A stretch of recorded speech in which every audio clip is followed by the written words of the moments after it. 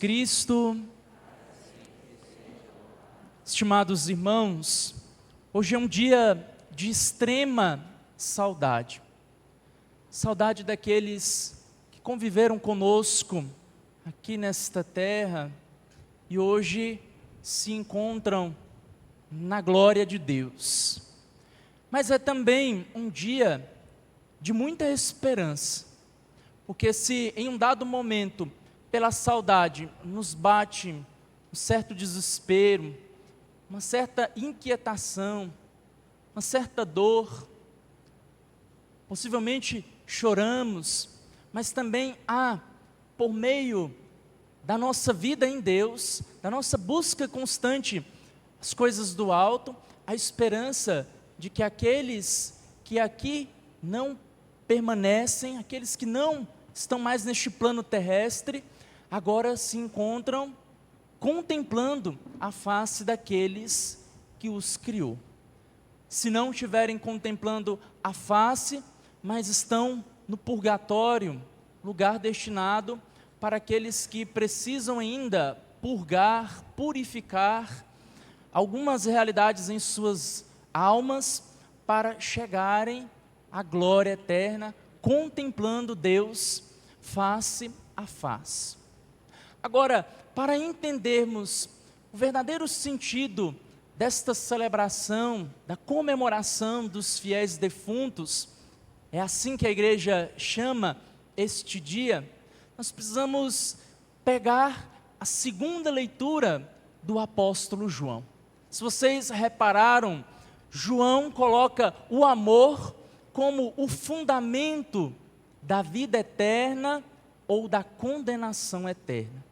Aqueles que amaram, aqueles que buscaram a Deus nesta terra, estes gozam do contemplar Deus face a face.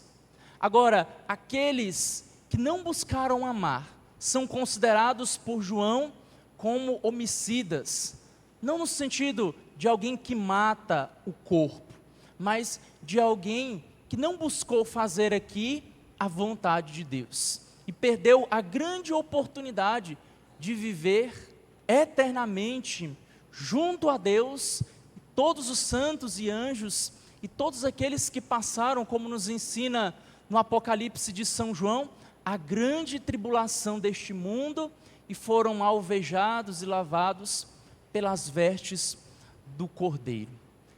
O amor, queridos irmãos, é o fundamento que nos torna distintos daqueles que não querem saber de Deus, aqueles que não buscam em nenhum momento a Deus. Por isso, quando nós amamos, nós não estamos sendo trouxas, nós não estamos sendo caretas, não estamos sendo ultrapassados, mas nós estamos colocando em prática aquilo que nosso Senhor Jesus Cristo outrora nos ensinou. Quando nós amamos, nós nos tornamos outros Cristos nesta terra. Somos para os irmãos que caminham conosco fonte, além de amor, mas de fé e também de esperança. Escutamos na primeira leitura o relato do profeta Daniel, que quase de forma muito semelhante fala sobre aqueles que foram escolhidos e buscaram a Deus nesta terra, contemplam o Senhor face a face. Mas aqueles que nada fizeram, estes não têm a oportunidade de contemplar Deus em suas vidas. E ele usa a figura do arcanjo Miguel. Miguel é muito mais do que um anjo que combate contra o mal. Como muitas vezes nós o invocamos, Miguel é aquele que é constituído por Deus para receber as almas que partiram deste mundo. As imagens mais tradicionais de São Miguel Arcanjo vai sempre ter ele com a mão direita tendo uma espada e na outra mão, na esquerda, uma balança. Não sei se vocês já viram imagem de São Miguel desta forma. E nesta balança há uma pendendo para cima e outra para baixo, justamente para exemplificar e mostrar que Miguel, ao levar estas almas para Deus, estas almas são julgadas em um julgamento que nós chamamos de julgamento particular. Aquelas almas que buscaram aqui nesta terra cumprir os preceitos divinos, estes herdarão o reino prometido.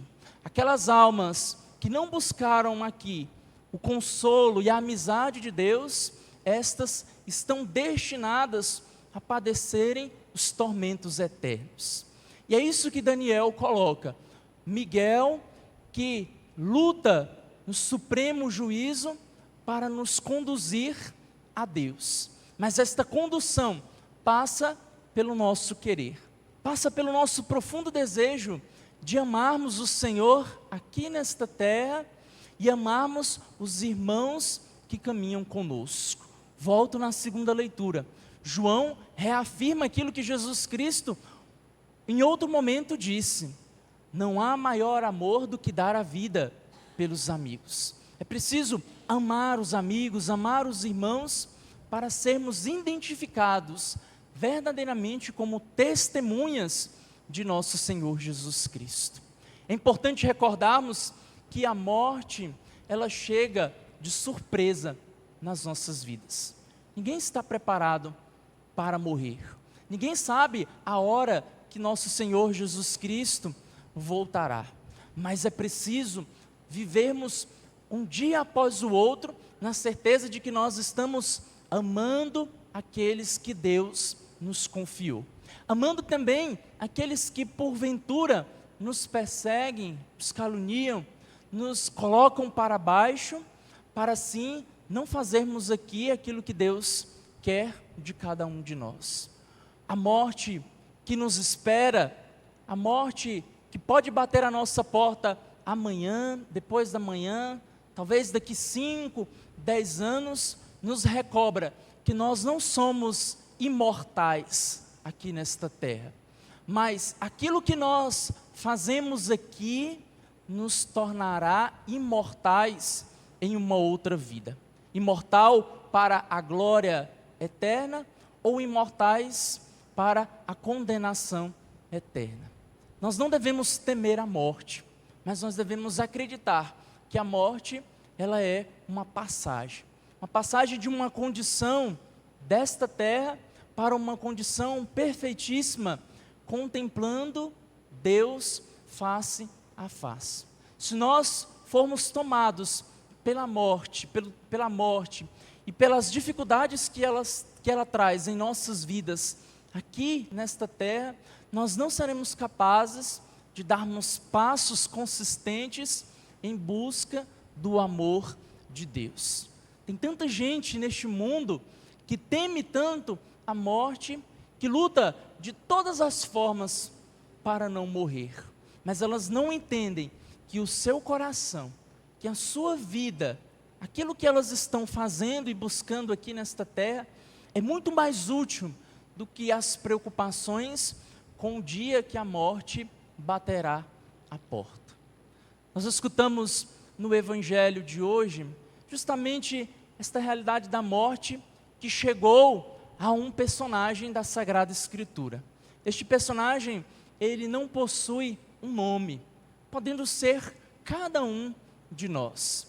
É o relato da viúva de Naim, que perdeu o seu filho, que era jovem. E o texto começa dizendo que nosso Senhor Jesus Cristo chegou a Naim. A palavra Naim quer dizer aconchego. Recebeu este nome justamente por causa deste episódio que vocês escutaram agora há pouco no Evangelho. E nosso Senhor Jesus Cristo, antes de chegar a Naim, ele percorreu 50 quilômetros em um percurso montanhoso. Ele saiu de Cafarnaum, uma região baixa, para Naim, uma região alta. E o texto nos diz que Jesus, como uma espécie de peregrinação, ia com seus discípulos e uma grande multidão para aquele lugar. Em contrapartida, também como uma grande peregrinação, saíam uma mulher viúva com o seu filho e também uma grande multidão para fora da cidade de Naim. e aquelas duas realidades, aquelas duas peregrinações se encontram. Aquele que era o autor da vida com aquele que havia morrido. E Jesus, naquele encontro, ele expressa uma realidade muito humana, para mostrar que, além de divino, ele também é humano, assim como nós professamos a cada domingo no nosso credo. Jesus é tomado por uma grande compaixão, ou seja, Jesus, ao olhar para aquela mulher, ele se coloca no lugar dela. Mas o que estava então por detrás deste sentimento e desta proposta de nosso Senhor Jesus Cristo? Uma mulher viúva, na época de nosso Senhor Jesus Cristo, ela era uma mulher deixada de lado pela sociedade.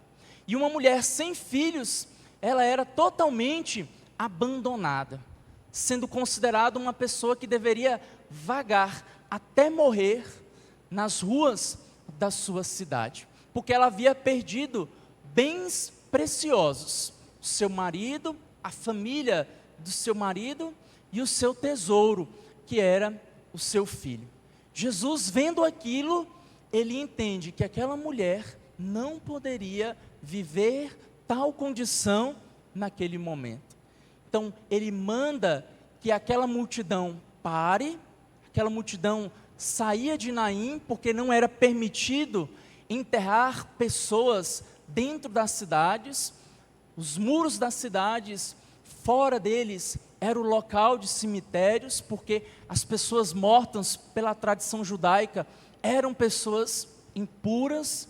Então Jesus toca naquele caixão, coisa que jamais ele poderia fazer, porque ele seria considerado uma pessoa impura, mas ele não se importava com aquilo, porque ele entendia quem de fato ele era e qual era a sua grande missão, e exclama para que aquele jovem possa se levantar.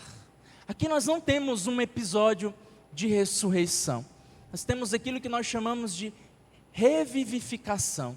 Jesus, ele traz à vida aquele jovem, porque a ressurreição é uma condição definitiva, e para aquele jovem não era definitivo o que ele estava passando. Ele havia morrido, mas Jesus trouxe ele à vida.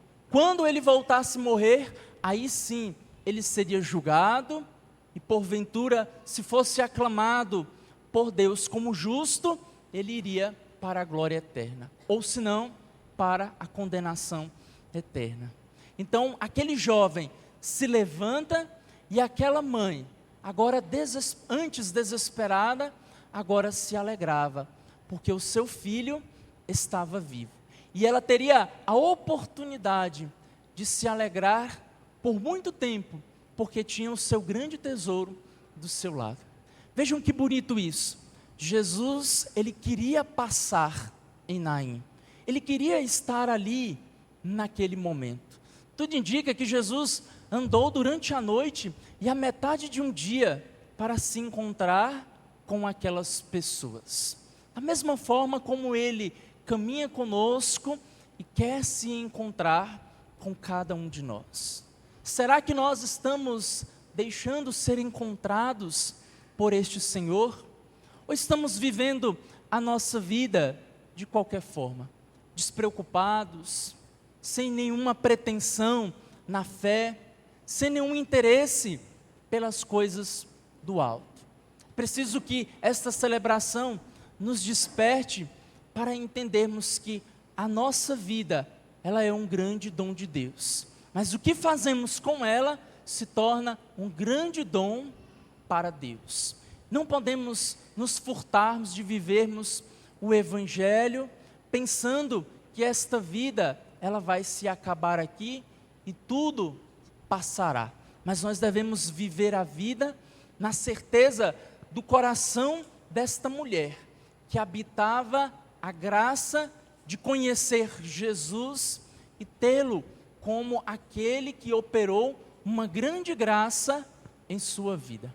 O texto se encerra dizendo que aquelas pessoas louvavam e glorificavam a Deus, pois reconheciam que Deus, Ele havia visitado aquele lugar. Deus, Ele continua a nos visitar. Somos nós que muitas vezes, pelo nosso coração fechado, nosso coração duro, não percebemos o quanto este Deus vai fazendo coisas extraordinárias no ordinário da nossa vida. Muitas vezes nós queremos coisas megalomaníacas, coisas que apontam realidades que fogem daquilo que é natural. Mas Deus, Ele vai se revelando, Ele vai se apresentando a cada um de nós nas pequenas coisas. Nós vamos por muitas vezes deixando a graça e a companhia de Deus passar. Talvez no sorriso de um irmão, talvez em alguém que nos dá um bom conselho, alguém que nos ajuda a vivermos a fé com maior intensidade. É isso que vai mostrando o quanto este Deus é próximo de cada um de nós. E o quanto Ele nos quer bem e nos quer vivo. Que possamos, por meio desta celebração, além de recordarmos dos nossos irmãos que já faleceram, também rezarmos por cada um deles. A igreja, ela nos dá, por meio da sua doutrina, aquilo que nós chamamos de obras corporais e obras espirituais de misericórdia. Estas obras, elas são destacadas como um conjunto de 16 obras, sendo 8 obras espirituais e 8 obras corporais. Ou seja, 8 obras do nosso corpo e 8 obras do nosso espírito. E a 7ª obra espiritual, prestem atenção nisso, nos pede que nós sejamos capazes de rezar pelos vivos e pelos mortos. Nós nos esquecemos em inúmeras vezes de rezarmos pelos mortos. Talvez nos lembramos no dia de hoje de rezarmos por aqueles que passaram por esta terra. Mas é dever de cada um de nós rezarmos todos os dias pelos mortos. Porque é preciso lembrarmos também que um dia nós morreremos e alguém há de rezar por cada um de nós. Quando nós somos caridosos com os mortos, aqueles que vivem nesta terra serão também caridosos conosco quando nós morrermos.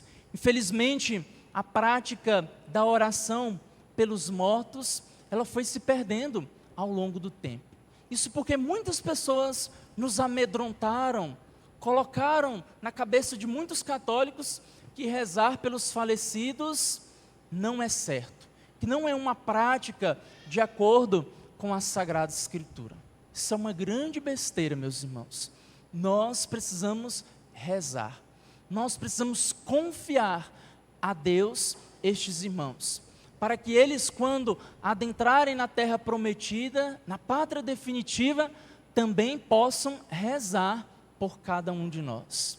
Se nós rezamos por alguém que se foi, agora, daqui a um tempo, ele será o nosso intercessor aqui nesta terra. Que isto seja um ânimo para cada um de nós, para nos recordarmos destes irmãos em todos os momentos da nossa vida, para que eles descansem eternamente em Deus. Quero te convidar a fechar os olhos por um instante. Na nossa oração pessoal,